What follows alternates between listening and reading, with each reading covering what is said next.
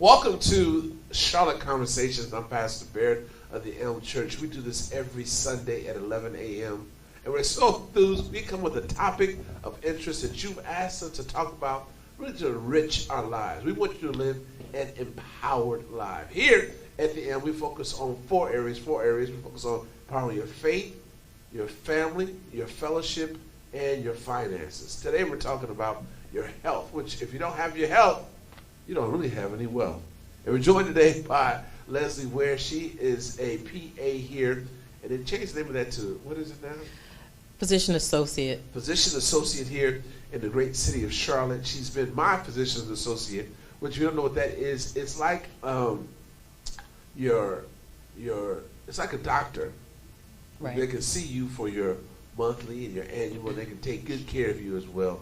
And so you go see a PA, it's like going to see a medical doctor as well. They have equivalent ways that they can serve you in the community. And so we're enthused to have Leslie Ware here. Leslie Ware, tell us a little bit about who you are.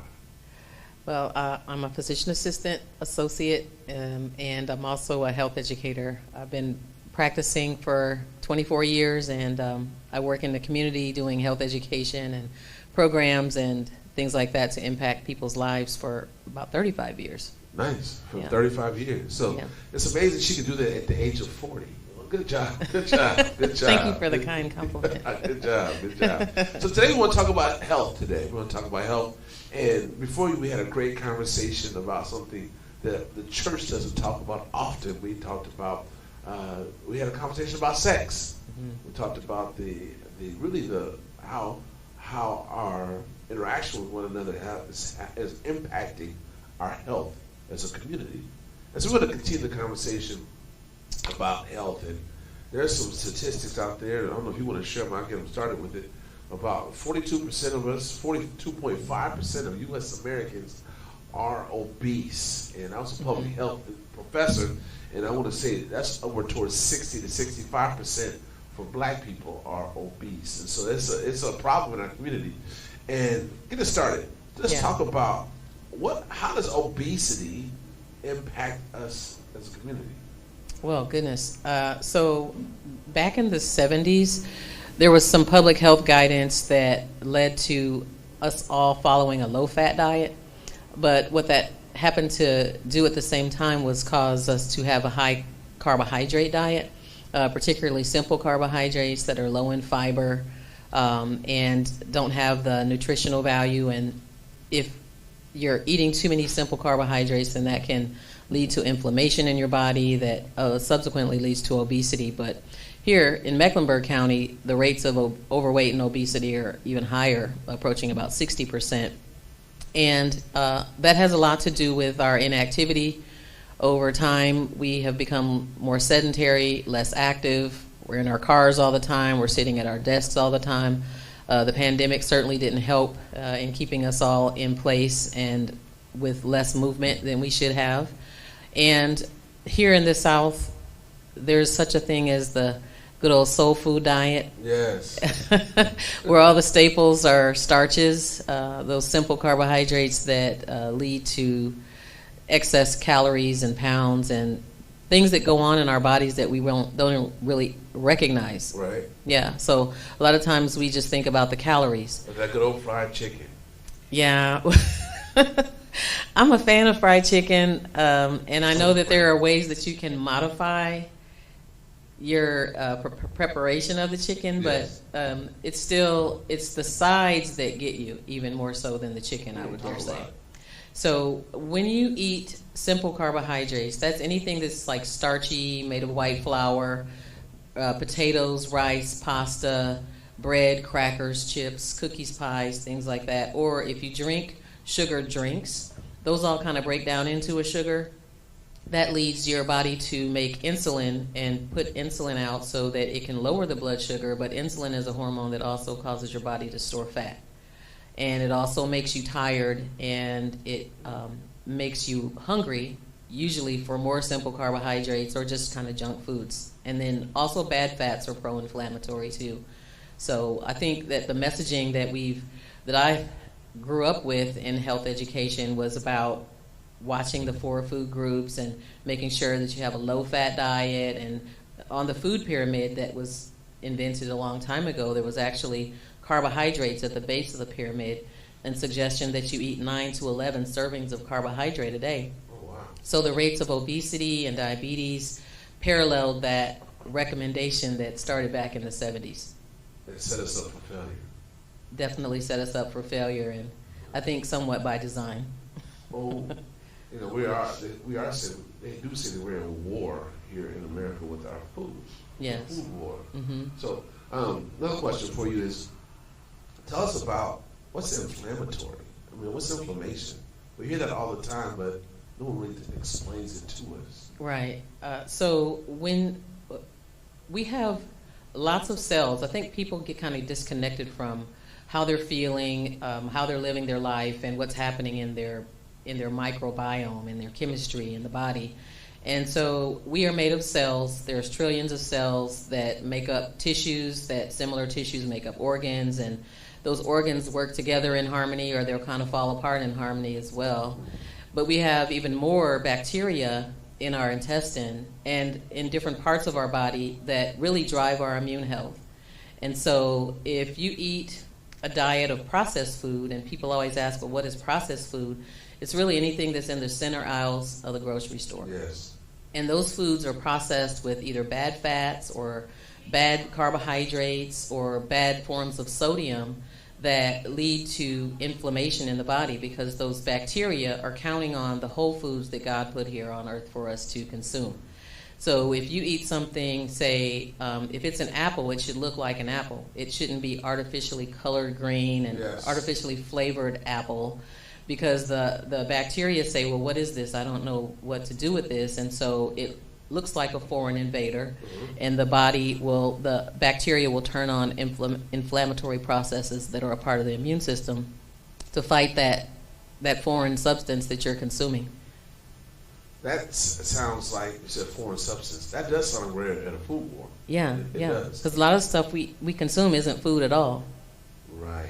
If you look on the food labels, on the back of the label, there will be, of course, the nutritional facts, but there's the ingredients on the very bottom that if there's a whole host of ingredients, especially ones that you don't know the name of, Yes.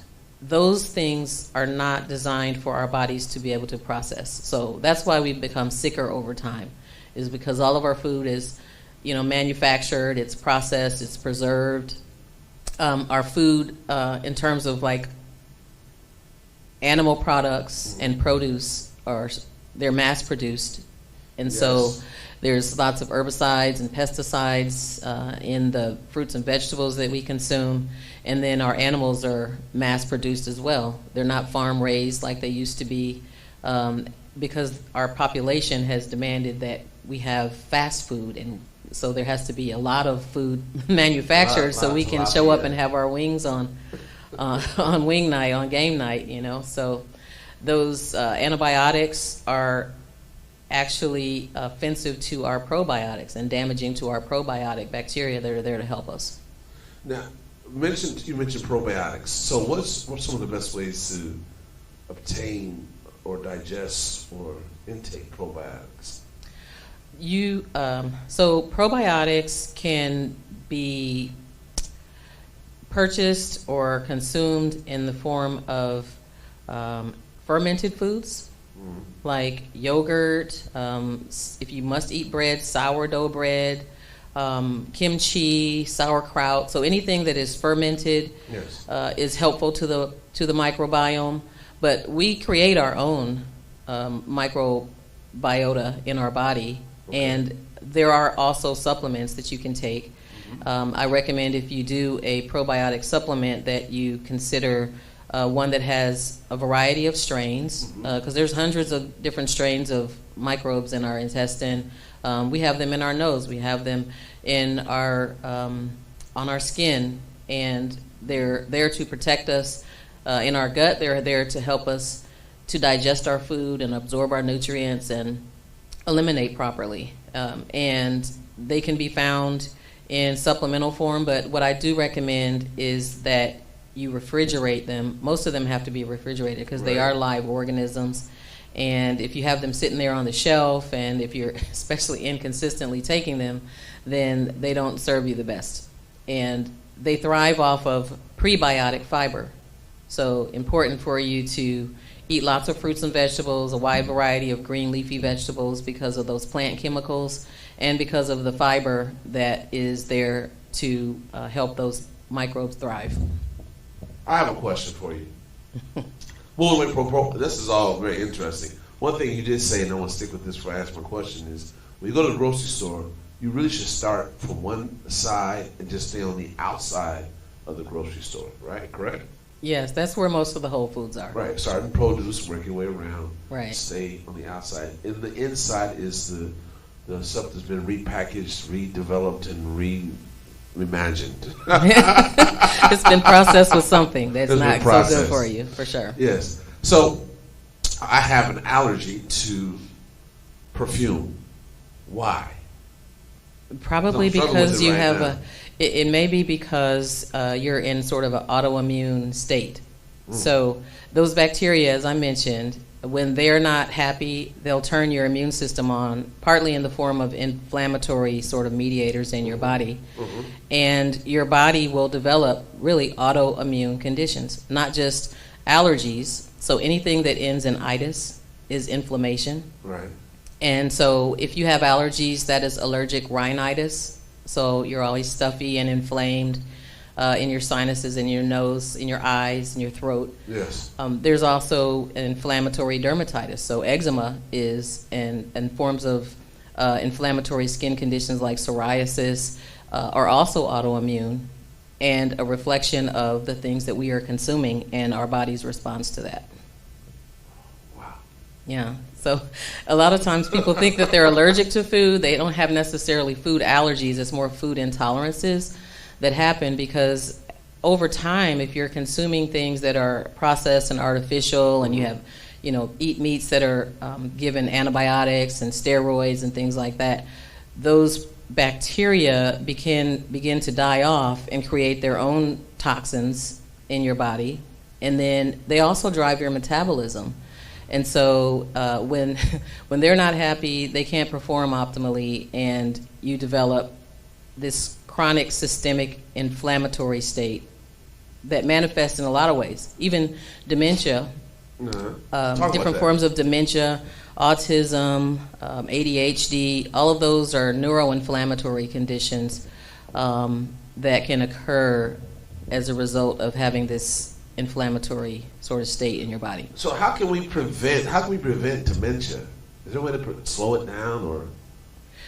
Yeah, you can slow it down. Well, dementia happens for a variety of reasons, but let's just, for the sake of this conversation, say that it is a neuroinflammatory process. We should all be following a more whole food sort of diet. Yes. And consuming more water and really just being kind and respectful to ourselves and provide proper nutrients. I know a lot of adults that don't eat vegetables, for instance. Right. I don't know how that happens, that you can go through life and just really don't like vegetables or for whatever reason haven't introduced your palate to vegetables. But there's so many nutrients in those vegetables that our cells rely on, that those microbiome rely on to reduce the inflammation that's in your body. And then eating good fats versus bad fats. So the difference is pretty much if you eat fast foods, yes. Chances are those are going to be made with bad fats. So canola oil, any kind of seed oil, peanut oils, things like that. Bad for you? Especially if it's heated. Yeah. So the best oils are coconut and olive oil.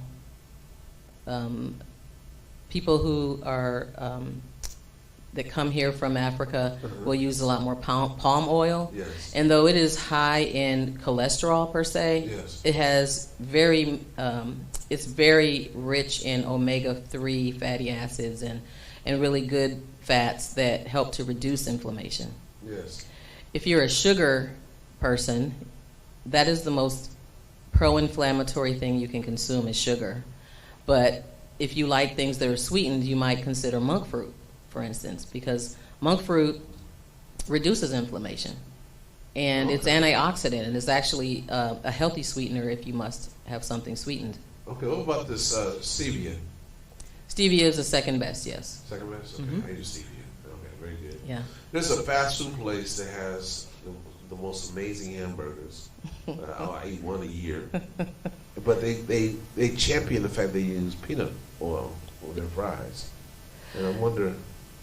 I know exactly where you eat. I know where you get. Yes.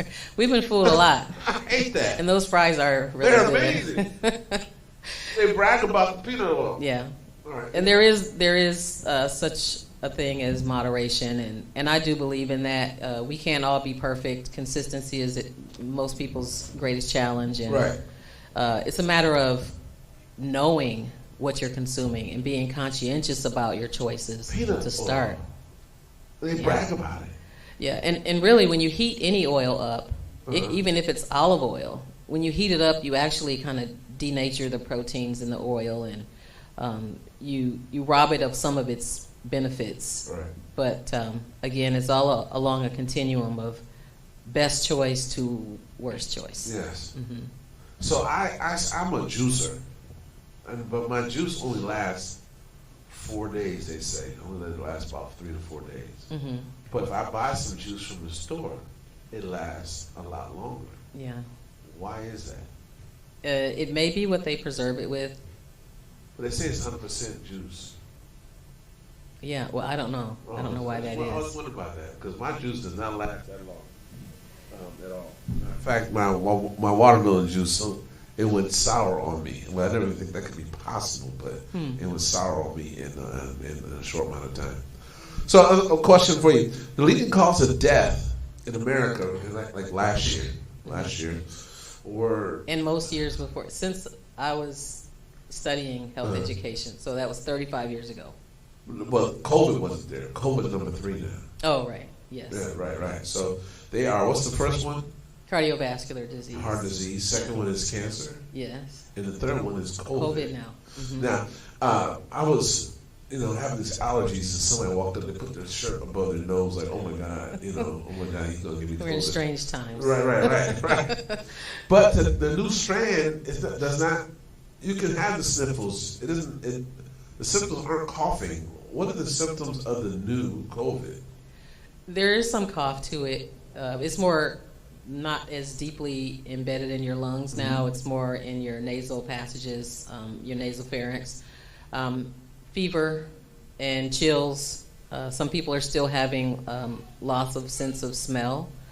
But I'm glad you mentioned COVID because I also was reviewing the leading causes of death again, preparing for this. And the COVID, I think, is really interesting because prior to the pandemic, I was telling people about this systemic inflammation and suggesting, natural herbs and roots like turmeric and ginger and things like that can help to reduce inflammation.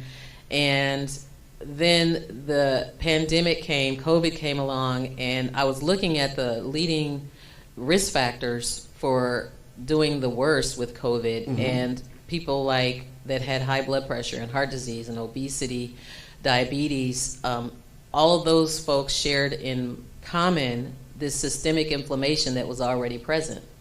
And so this coronavirus is more of an inflammagen than, it is infectious because it can spread from person to person, and it is viral, but the proteins that were sort of manufactured in this virus cause this inflammation that is what leads people to die of clotting disorders, pulmonary embolism, heart attack, stroke, things like that.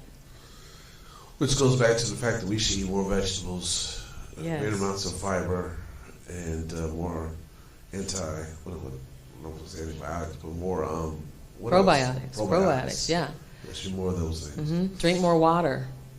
Get more rest. Manage your stress, because those also, when you have a high level of mismanaged stress in your life, that can also cause inflammation in your body. Now, I try to drink a gallon of water a day, and it is actually hard to drink a gallon of water a day if you've never tried it. But it's worth the effort, right? For sure. Yeah. You can add some lemon or lime to your water. and that actually helps to detoxify your body. Oh, okay. That acts as alkaline as well, correct? Yeah. So I drink alkaline water from dkln.com.co. Do you know another way to alkalinize your body? What's that? To exercise. They don't sell that. It's cheap. It's free, actually. It's actually free to alkalinize your body. Then you can keep your alkaline water budget in your pocket. If you exercise, creates alkaline. Yeah, because you're blowing off acid, right? Wow. When you're blowing off the acid. There's a whole industry right now yes. of alkaline water. Mm-hmm. Yeah, my friend started one out of D.C. and it's going national, but they're big on alkaline water.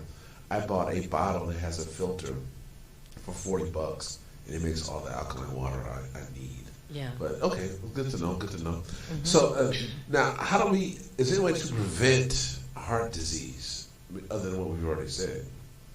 If it's the number one killer, how do we prevent it? You prevent it by eating whole, exercising, getting proper rest, managing your stress, connecting with people that you love and that can support you through your life journey. Mm-hmm. And having a diet that is more rich in fruits and vegetables and whole foods. And if you like beef, grass-fed beef would be better.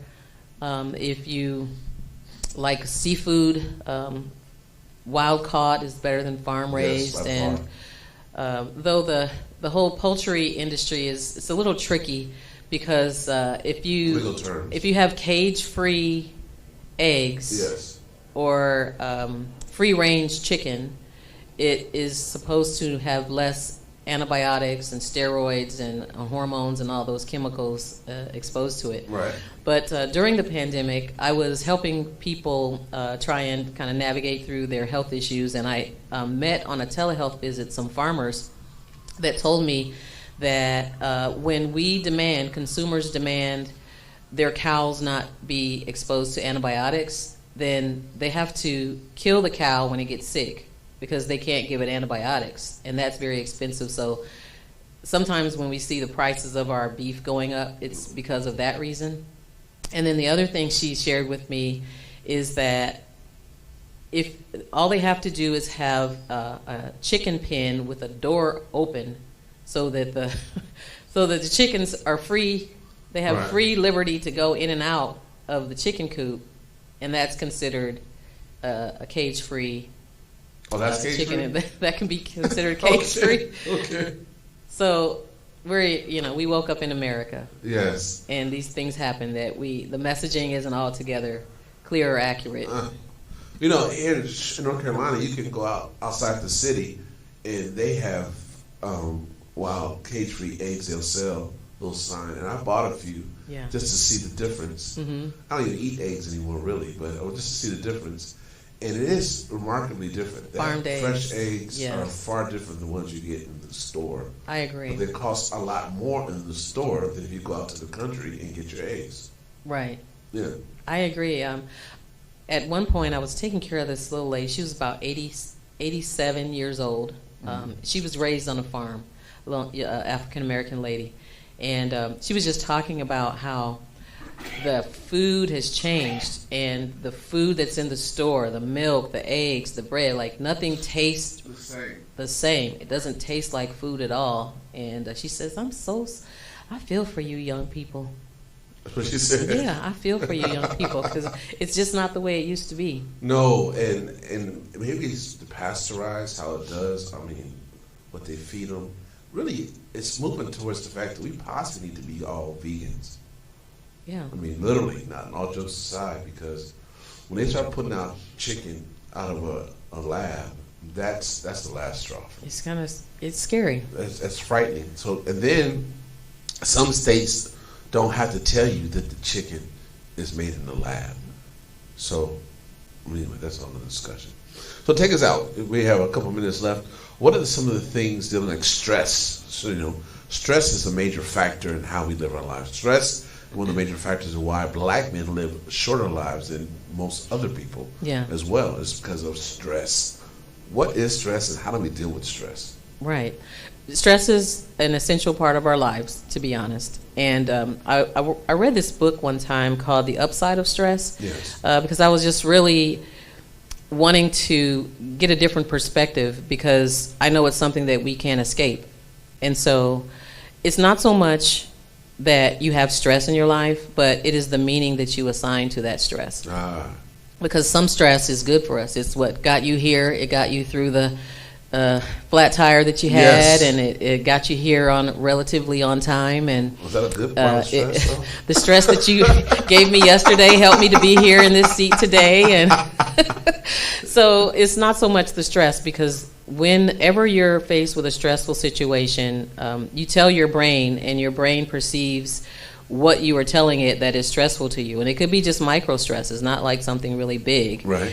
And that causes your brain to send a whole cascade of biochemistry that will change in your body. Uh-huh. And so it's better to say, okay, this stress is good for me, and harness that stress so that you can be more productive and more strategic and be a better planner, a better taskmaster, become more connected with your family, than to say, oh God, I have this stressful life and it's going to kill me. Because there's been studies that demonstrate that if that is the way you think about stress, and if you couple that with poor coping strategies, then you will in fact have an earlier death or more stress-related diseases at an earlier time in your life. And then there's another theory called the weathering effect. Yes. You mentioned African American men, Yes. who die younger because of stress. It's true also for African American women, and it doesn't have to do necessarily even with your health choices. It's just the sheer waking up in America as a person of color and the stresses that brings to your life. And we'd have a whole nother segment discussing what those stressors are, Right. the injustices and the disparities and things like that. But you have stress, you have good stress hormones in your body, and you have bad stress hormones in your body. And the ratio, if it's more bad to good, and you believe that you're going to die because of this stress, then in fact that might be the case. That might be the case. Yeah. Well, 15 years ago, when I was first getting in the classroom to teach, the average age of a black man in America was 64, but retirement was 65. Up until that time, throughout the course of history, black men have been paying into Social Security and not living long enough to receive it. Say it again. Since black men have been working in America, they have been paying into Social Security, but were dying before they were of age to receive it. So now they want to raise the age of retirement to 70. Black men generally live to be about 74 right now, I believe, 74, 75. So even in the policies that America pushes, we have to be cognizant of how we live and how it impacts us as a whole, because food is part of the war against, us. Right. Americans. Yeah. Do you know Pop-Tarts aren't even allowed in some European countries? So we have food that we eat here that other countries, even some that aren't even developed countries, won't even allow. Ban, yes. They're banned. But we don't pay attention to that here because we trust that our government or the people who look out for us are looking out for us. Yeah. And I like the whole notion of food as medicine. Yes. Because at the same time we are ignoring our bodies and being duped about our food, we are relying on medicines to get us out of bed, to get us back into bed, to get us through our day, to manage our blood pressure, to manage our cholesterol, to manage our joint pain. And all these things can actually be healed and helped with a better choice of food. With food. And a better supply of whole, real foods. All right. Well, that's the last word. We are at our time. We want to thank you, Leslie Ware, for joining us here today at Charlotte Conversations. We really care about your health, and so we had this discussion about health today. We talked about a wide variety of things. What we want to close with, though, is it's all about the food. It's all about what you eat. Yes. Amen. And drink. And drink. Or Well, not. a lot of water. Or not. Or not. Or not. Or not. Hey, man, take me off the screen real quick. Camera off real quick. I want to do a close, but I want to. So I have this allergic reaction to perfume, and one of the wonderful people today. Oh, I have on a good little shot of it too. Well, oh my God, they got in the vehicle today, and they lit me up. Lord have mercy. And so now I'm going to do a close in a second. So the reason why I have this allergic reaction is because what? What do I need to do? You need to detox your body, your liver, and your gut. But I do it kind of every reset day. it. Reset it. And then get on some probiotics, a really good probiotic, and follow an anti-inflammatory lifestyle. I do apple cider vinegar. I didn't do anything this morning, though. I do a smoothie every day. How do you detox your liver? You can. There's this really inexpensive way. You just Record this, Google. Google. Hold on a second. Record us right now, Brent. Could you please? Oh, okay. Oh, how do you detox your liver? Well, an inexpensive way is to Google detox lemonade, and that basically is a couple of tablespoons of lemon juice, fresh squeezed organic lemon juice, raw apple cider vinegar, a little shot of cayenne pepper. Yes. And you can sweeten it with monk fruit or stevia, and then add a little water. So you can add as much or little water, but that helps to detoxify. And how much of that? And how long should we do? You can do it for. It really just depends. Like you can do it a couple times a week if you're going to do it for the long haul. You can make it a part of your lifestyle if you just want to have a little shot in the morning as a little elixir to get your liver detoxed. There's not any too much that you can do of it. Okay. Yeah, and I always get water with my lemon with my water rather. I do too. Yeah. I do too. Any other questions before we start this movie? You mentioned the oil, the better oil. You said canola oil was bad. I didn't know that. What do you recommend if you just have to have your fried chicken? Coconut. Hold on. So instead of canola oil, what other oil should we use? Say you want to make our fried chicken or fried fish or fried okra. Right. So if you deep fat fry, that's the worst, right? So you want to, if you must fry, a shallow pan would be better, and then coconut oil or olive oil. Okay. Olive oil, you can't heat it up as high as coconut oil, but you can fry in coconut oil. What about, I think the hot oil is avocado oil? Avocado oil is also very good. That's very good. You can raise that temperature on that one. Yeah, you can raise the temp on it. Very Yes. good. Good answer. Good answer. Any other questions?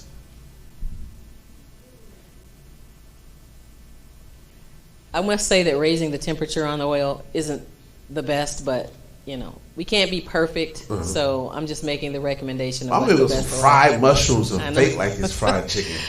I really should be telling you to bake, broil, steam, grill, do anything but fry. We should. But yeah, I meet people where they are, including myself. Yeah, We can't be too perfect. You can take some oyster mushrooms and batter them and then fry them, and you'll think you're eating fried chicken. Ah, Yeah. lion's mane too. I've heard this. Oh that yeah, way. that's good too. That's Yeah. good too. Well, we want to thank you for joining us here at Charlotte Conversations. We do this every Sunday at 11 a.m. We come with a topic that you want to hear from. We want to thank you again for joining us here. Green means is on me or red? Man, can you just talk? Okay, thank you. We want to thank you. We want to thank you for joining us here at Charlotte Conversations. I'm Pastor Barrett. We do this every Sunday at 11 a.m. Go check us out on our website, theelm.church, or on our social media. Find us there, meet us there, greet us there, and live empowered with us right there. We want to thank Pastor Leslie. We want to thank Leslie Ware for joining us today. I just made you a member of the club. Oh my goodness, I don't know that I'm ready for that. And all the pressures that come along with that. Amen. For joining us here today. She'll be back again. We'll have another discussion on health down the road. She had 3 topics she wants to share. We've done 2. We have 1 more. Really excited about it. You always bring good energy, good information, and we feel much better having a conversation with you. All right? Happy to do so. Always remember this. We love you, and there's absolutely nothing you can do about it. God bless.